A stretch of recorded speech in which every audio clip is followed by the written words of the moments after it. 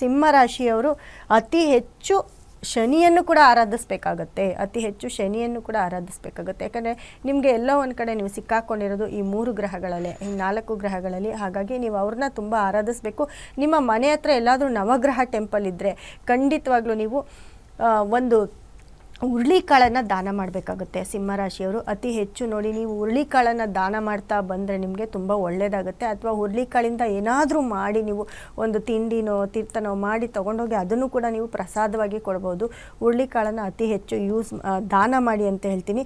ಜೊತೆಗೆ ಹೊಂಬಾಳೆಯನ್ನು ತಗೊಂಡೋಗಿ ನೀವು ಯಾವುದಾದ್ರೂ ಟೆಂಪಲ್ಗೆ ಕೊಟ್ಟು, ದುರ್ಗಾ ಟೆಂಪಲ್ ಕೊಟ್ಟು ಪೂಜೆ ಮಾಡಿಸಿದ್ರು ಕೂಡ ಒಳ್ಳೆಯದಾಗುತ್ತೆ ಸಿಂಹರಾಶಿಯವರಿಗೆ. ಜೊತೆಗೆ ನಿಮಗೆ ಬೇಕಾಗಿರುವಂತಹ ಸ್ಟೋನನ್ನು ಇಟ್ಕೊಳ್ಳಿ. ಖಂಡಿತ ನೀವು ಎಲ್ಲೋ ಒಂದು ಕಡೆ ಆ ಒಂದು ಪ್ರಭಾವ, ಯಾಕಂದರೆ ಸುಮ್ಮನೆ ಅಲ್ಲ, ಯಾವುದಾದ್ರೂ ಒಂದು ಸ್ಟೋನು ನಾವು ಒಂದು ಆ ಗ್ರಹಕ್ಕೆ ಸಂಬಂಧಪಟ್ಟಿರೋದನ್ನು ನಾವು ಕೊಟ್ಟಿರ್ತೀವಿ, ಅದನ್ನು ನಿಮ್ಮ ಕೈಯಲ್ಲಿ ಹಾಕ್ಕೊಳ್ಳೋದು, ನಿಮ್ಮ ಮನೇಲಿ ಇಟ್ಕೊಳ್ಳೋದು, ಈ ರೀತಿ ಮಾಡಿದಾಗ ನಿಮಗೆ ಎಲ್ಲ ಒಂದು ಕಡೆ ಸ್ವಲ್ಪ ನೀವು ಹೊರಗಡೆ ಬರ್ತೀರಾ.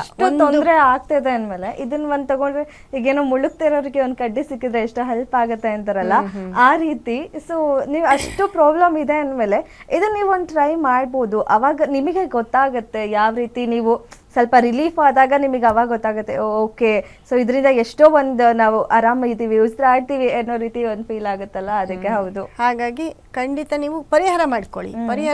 ಅದರಿಂದ ಹೊರಗಡೆ ಬನ್ನಿ. ಎಲ್ಲೋ ಒಂದು ಕಡೆ ನೀವು ತುಂಬ ಬೀಳ್ತಾ ಇದ್ದೀರಾ ಅಂದಾಗ ಎಚ್ಚೆತ್ಕೊಳ್ಳಿ ಅಂತ ಹೇಳ್ತೀವಿ. ಯಾಕಂದರೆ ಗ್ರಹಗಳು ಬಿಡಲ್ಲ, ಅದನ್ನು ಎಚ್ಚೆತ್ಕೋಬೇಕು.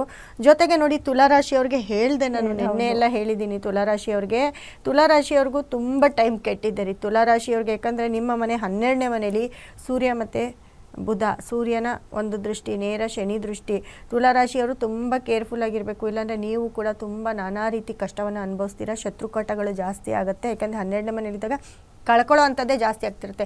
ಏನೋ ಒಂದು ಆಪರ್ಚುನಿಟಿ ನಮ್ಮವರೆಗೂ ಬಂದು ನಮ್ಮ ಕೈ ತಪ್ಪೋಗುವಂಥದ್ದು, ಇಲ್ಲ ಯಾರೋ ಒಬ್ಬರು ನಮ್ಮವರೆಗೂ ಬಂದು ನಮಗೇನೋ ಹೇಳ್ಬಿಟ್ಟು ಹೊಟ್ಟೋಗೋದು, ನಾವು ಅದಕ್ಕೆ ಜಗಳ ಮಾಡ್ಕೊಳ್ಳೋದು, ಈ ಥರ ಎಲ್ಲ ತುಂಬ ಆಗ್ತಾ ಇರುತ್ತೆ. ಯಾರಾದರೂ ತುಂಬ ದೃಢವಾಗಿರೋರಾದರೆ ಸಂಭಾಳಿಸ್ತಾರೆ. ನಾರ್ಮಲ್ ಆಗಿರೋರು, ಸ್ವಲ್ಪ ವೀಕ್ ಆಗಿರೋರಾದರೆ ದಯವಿಟ್ಟು ಅವರು ತಡ್ಕೊಳಕ್ಕಾಗಲ್ಲ. ಅಂಥ ಒಂದು ಕಷ್ಟದ ಒಂದು ತಿಂಗಳು ಇದಾಗಿರುತ್ತೆ ತುಲಾರಾಶಿಯವ್ರಿಗೆ.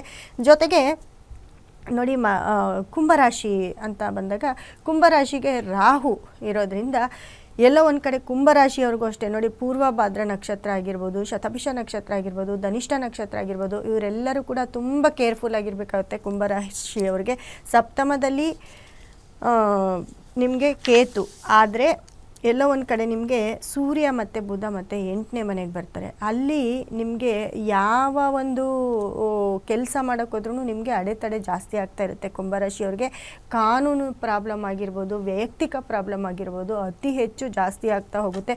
ಹಾಗಾಗಿ ಕುಂಭರಾಶಿಯವರು ಕೂಡ ತುಂಬ ಕೇರ್ಫುಲ್ ಆಗಿರಬೇಕಾಗುತ್ತೆ. ಕುಂಭರಾಶಿಯವ್ರಿಗೂ ಏನಾದರೂ ಒಂದು ತೊಂದರೆ, ಯಾಕಂದರೆ ಸೂರ್ಯನ ಬದಲಾವಣೆಯಿಂದ ಎಲ್ಲ ರಾಶಿಯವ್ರಿಗೂ ಏನಕ್ಕಪ್ಪ ಅಂತಂದರೆ, ಅಲ್ಲಿ ಶನಿ ದೃಷ್ಟಿ ಬೀಳೋದ್ರಿಂದ, ಸೂರ್ಯನ ದೃಷ್ಟಿ ಬೀಳೋದ್ರಿಂದ ಎಲ್ಲ ರಾಶಿಯವ್ರಿಗೂ ಏನಾದರೂ ಒಂದು ತೊಂದರೆ ನೋಡಿ. 2ನೇ ಮನೆ ಕುಂಭರಾಶಿಯವ್ರಿಗೆ ರಾಶಿಯಾಧಿಪತಿ ಶನಿ 2ನೇ ಮನೆ ಅಂತಂದರೆ ಮೀನರಾಶಿಯಲ್ಲಿರ್ತಾರೆ. ಅಲ್ಲಿಗೂ ಕೂಡ ನೇರ ಸೂರ್ಯನ ದೃಷ್ಟಿ ಬೀಳೋದ್ರಿಂದ ಕುಟುಂಬದಲ್ಲಿ ಸಮಸ್ಯೆ ಆಗಿರುತ್ತೆ. ಇಲ್ಲ ಧನಸ್ಥಾನ ನಿಮಗೆ ಪೆಟ್ಟು ಬೀಳುತ್ತೆ ಕುಂಭರಾಶಿಯವ್ರಿಗೆ. ಎಲ್ಲ ಒಂದು ಕಡೆ ದುಡ್ಡು ಬರೋದು, ದುಡ್ಡು ನಿಂತೋಗೋದು, ಬರ್ದಿರ ಇರೋದು, ಆಗೋ ಕೆಲಸ ಇನ್ನೇನು ಇವಾಗೆಲ್ಲ ಮುಂದಕ್ಕೆ ಬಂದಿರುತ್ತೆ, ಇಲ್ಲಿ ಸಡನ್ನಾಗಿ ಕಟ್ ಆಗುತ್ತೆ. ಒಂದು ತಿಂಗಳು, ಒಂದು 15 ದಿನ ನಿಮ್ಮ ಕೆಲಸ ಆಗಿಲ್ಲ ಅಂದರೆ ಎಷ್ಟು ಲಾಸ್ ಹೋಗ್ತೀರಾ, ನಿಮ್ಗೆ ಎಷ್ಟು ಡಿಪ್ರೆಷನ್ ಆಗುತ್ತೆ, ಆ ಕೆಲಸದ ಬಗ್ಗೆ ಎಷ್ಟು ಕಾನ್ಸಂಟ್ರೇಟ್ ಕೊಟ್ಟಿರ್ತೀರ, ಅದೆಲ್ಲ ಹಾಳಾಗುತ್ತೆ. ಎಫರ್ಟ್ ಹಾಕಿರ್ತೀರ, ಜೊತೆಗೆ ದುಡ್ಡನ್ನು ಇನ್ವೆಸ್ಟ್ ಮಾಡಿರ್ತೀರ, ಅವರಂತೂ ದೇವರೇ ಗತಿ ಅಂತ ಹೇಳ್ಬೋದು. ಹಾಗಾಗಿ ಕುಂಭರಾಶಿಯವ್ರಿಗೆ ಎಲ್ಲ ಕಡೆಯಿಂದ ಆರ್ಥಿಕದಲ್ಲಿ ಅಂದರೆ ಹಣಕಾಸಿನಲ್ಲಿ ತುಂಬ ಟೈಟ್ ಆಗುತ್ತೆ ಕುಂಭರಾಶಿಯವ್ರಿಗೆ.